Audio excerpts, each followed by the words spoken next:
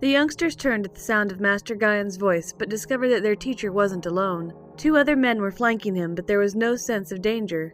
The one standing to Gaian's right was well over 6 foot tall, with long, steel-gray hair that was pulled back in a ponytail, and a look in his eyes that bespoke of ancient wisdom.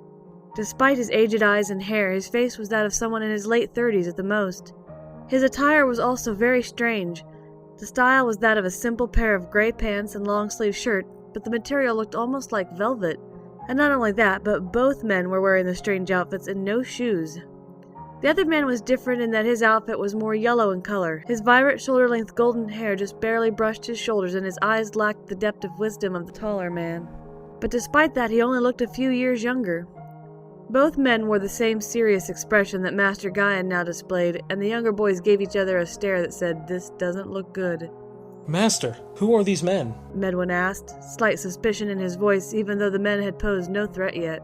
Gaian sighed. "They are not men, they are unicorns. They are here chasing down an evil sorcerer, so I want you two to go back to the camp and tell Master Trelandra what has happened." "Go back?" Sachu exclaimed. "But we need to help you find Adi." The older-looking man spoke up in a deep, resonating voice. "This is beyond your level, and you would only be a liability. Please, do as your master says." Both Medwin and Sachu scowled at being dismissed by a complete stranger, unicorn or not, but they knew better than to disobey. The older boy took Sachu's elbow and pulled him along towards the entrance. Sachu looked desperately from Medwin to Gaian, but received no sympathy as he was forcibly removed from the cave. As soon as they exited the tunnel, Medwin released his arm and started re-entering the dark passage. "What are you doing? You just drive me out of there." Medwin quickly hushed his friend and motioned for him to follow him back into the cave. "I knew that we had to leave so Master Gaian would be satisfied that we were out of the way, but you don't really think I'd abandon my friends just because he thinks I can't handle the situation? I mean, do you? I'm the champion of offensive combat, for heaven's sake, and you took second in offensive magic, so I'm going back in there. Are you with me?" A grin spread across Sachu's face. "Let's do it." The 2 of them took off into the cave once more, and when they reached the fork yet again, Sachu was able to determine that the older unicorn had gone down the center path, while Master Gaian and the younger unicorn had gone down the fork to the left. The only path left untaken was the one that had shown no trace of magic at all. "Well, there doesn't seem to be any reason to go down that last tunnel, but I hate to get uninvestigated." Sachu thought aloud, hoping that Medwin would have some input. "I say we check it out anyway. What if more of those fighter guys are down there?" Sachu nodded. "Alright, let's check it out." The 2 boys ran down the tunnel, but were disappointed to find out that the large chamber they entered was empty, looking as if it was mostly used as a storage room. However, just before they turned back, Medwin heard a noise towards the back of the room. He ran over to the back wall and placed his ear up against it. "Sachu, I can hear voices." The young mage ran over and joined his friend in listening to the wall. Through it, they could hear what sounded like a conversation between the older unicorn and whoever the aggressor was. "You are too late, Einar. I have her in my grasp, and soon none of your kind will ever get in my way again. Once I have my ultimate power, I'll no longer have need of your alicorns, and I'll wipe your species from the face of the planet." If you're so cocky, why don't you kill me now? What's the matter, Cassius? Don't know how to change her back? A growl could be heard, which the boys assumed was coming from Cassius. As Medwin continued to listen to the conversation, Sachu, desperate to see what was going on, began casting a sight spell that would allow him to see through the wall for a short period of time. The problem was that Sachu had never been very good with sight spells. His vision was always blurry. Still, all he wanted to do was determine everyone's location in the next room. Cassius was almost directly opposite Sachu, his power emanating from him in large waves. The unicorn was about 15 feet in front of them, surrounded by 5 men, 2 of which were holding on to his arms. Sachu assumed that the other 3 must have weapons due to their posture. And lastly, he detected Adi's aura about 5 feet to the right of Cassius, but she was being restrained somehow and her aura felt extremely weak. Then Sachu got an idea. "Medwin, if I blast through the wall, would you be able to take out all the 5 guys that are holding the unicorn? I'm sure he'd help you once you started." "Probably. It just depends on how well armed they are." "Well, 3 of them are armed, but I don't know with what. Probably those crossbows like we saw with them earlier." Medwin nodded and reached to pull something from his back that was hidden under his shirt. To Sachu's amazement, he produced what could be called either a miniature flat sword or an oversized knife from a sheath that was strapped to his back. When Medwin saw the look of amazement on Sachu's face, a wide grin flashed across his own. Neat, huh? It's my Kodachi. I don't use it often, but since my dad's a bodyguard, I was able to get it for me. I never go anywhere without it. He then flicked his wrist and produced a throwing knife. Alright, work your magic. Literally. Sachu looked at the wall and began focusing his spell. He mentally drew the lines where he wanted the magic to hit the wall and then recited the incantation. Most of it was muttered under his breath except for the last word, which he whisper-shouted as he flung his hands out and released the blast. The magic flew out and slammed into the rock, cutting through it easily, however messily, and Medwin wasted no time in jumping through the hole that was created. Sachu leapt through after him and immediately turned right, blasting the man that was restraining Adi.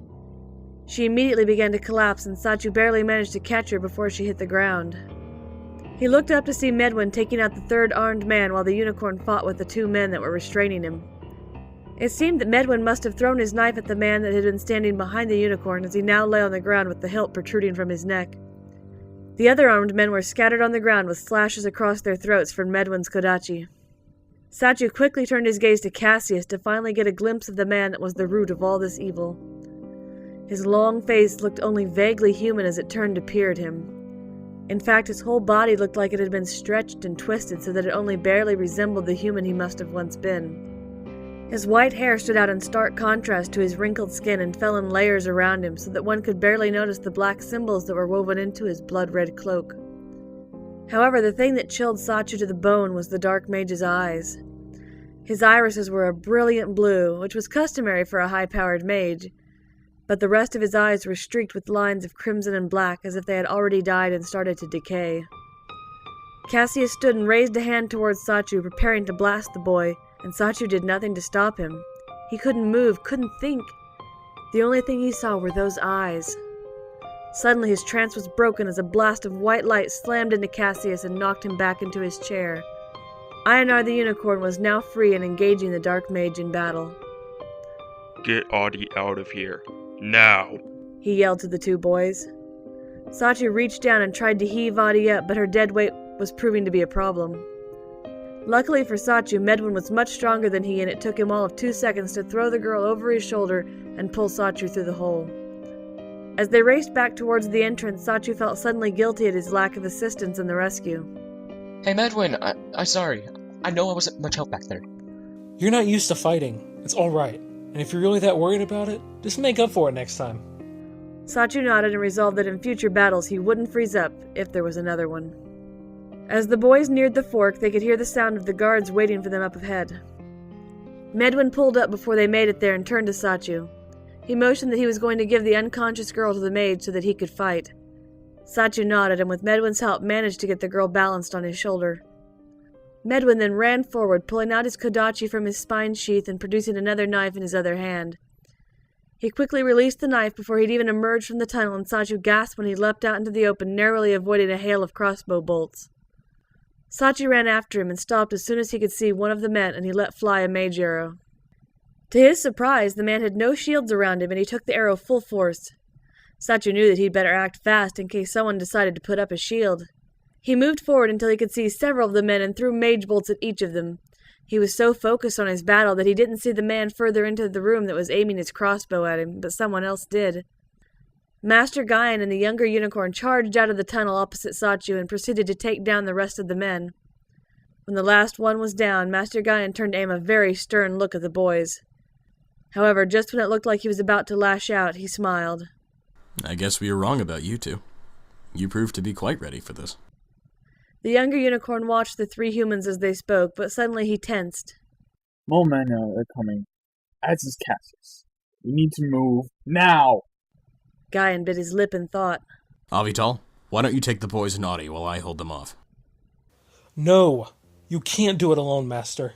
Let me stay with you, pleaded Medwin. Master Gaian looked about to argue when Avital stepped in. Gaian, your student is right. He has already proven himself. Let him fight alongside you. I'll get Audi and the other boy out of here. As the sound of men from the center tunnel in the entrance drew near, Gaian relented. All right, Medwin can stay. The unicorn nodded and held out his hands to Sachu. Give her to me. I can carry her. Sachu consented and helped hand her over to him. Then, without warning, the unicorn turned and dashed down the tunnel, running far faster than Sachi would have thought possible while carrying an unconscious load in his arms.